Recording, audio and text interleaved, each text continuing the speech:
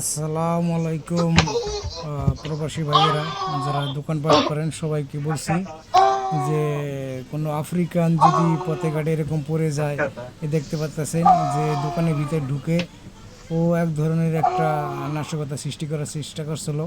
হয়তো ওর মনের ভিতরে অন্য কোনো কিছু ছিল দেখেন, দরজা থেকে দৌড়ে এসে পড়ে গেছে দোকানের ভিতরে। কিন্তু সবাই একটু সাবধান হবেন, ওদের একটা ফাঁদ।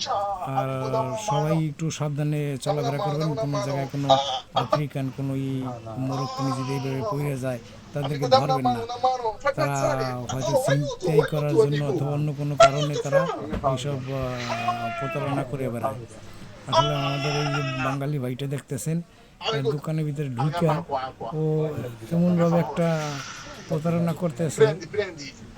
ও মানে ইচ্ছা করে দেখতে পাচ্ছেন আপনারা যে দৌড় দিয়েও আসছে, দৌড় দিয়ে এসে দোকানের ভিতরে পড়ছে, দোকানের ভিতরে পড়ে ও কইতেছে যে পানি চাইতেছে। ও পানি চাইতেছে তাই ভাইটা পানি বাই করে দিল।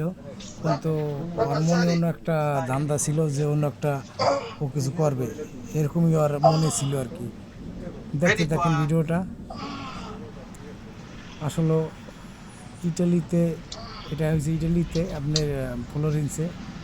আপনারা যারা দোকান করেন সবাইকে বলছি একটু সাবধানতার সহিতে মোরগ কিনি এবং কালকের কাছ থেকে একটু সাবধানে থাকবেন। আর পথে ঘাটে যদি এরকম সমস্যা হয় তো আপনারা একটু এড়িয়ে চলবেন।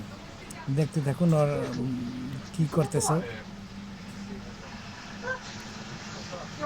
আসলে দেখতেছেন একদম ভালো মানুষ ভিতর থেকে দৌড় দিয়ে আইসা দোকান ভিতরে পইরা এই প্রতারণাটা করার চেষ্টা করছিল। তাই ওদের কাছ থেকে আপনারা সাবধানে থাকবেন সবাই।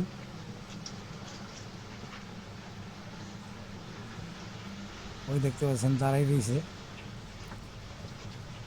দেখেন এই যে চলে গেল। তো এই ধরনের প্রতারণা করে ওরা এই বিভিন্ন জায়গায় বিভিন্ন দোকানে গিয়ে ওরা এইভাবে মানে প্রতারণা করার চেষ্টা করে, চুরি করে। আসলে সবাই একটু সাবধানের সাথে চলবেন সবাই। এই আবার দেখতে পাচ্ছেন আবার আসছে, আবার এসে ওখানে বলতেছে যে ক্যারাবিয়ানটা ফোন দিলেন কিসের জন্য। মানে ও একটা প্রতারণার সিস্টেম করতেছে, তারা কোথাও হাত দেয় নাই। সিসি ক্যামেরা ধন্যবাদ দোকানদার ভাইকে যে সিসি ক্যামেরা এখানে ছিল, রেকর্ড করছে অনেক সুন্দরভাবে। যাই হোক, ধন্যবাদ ভিডিওটা সবাইকে দেখার জন্য। সবাই সচেতন হইলে হয়তো বিপদে পড়বেন না কেউ।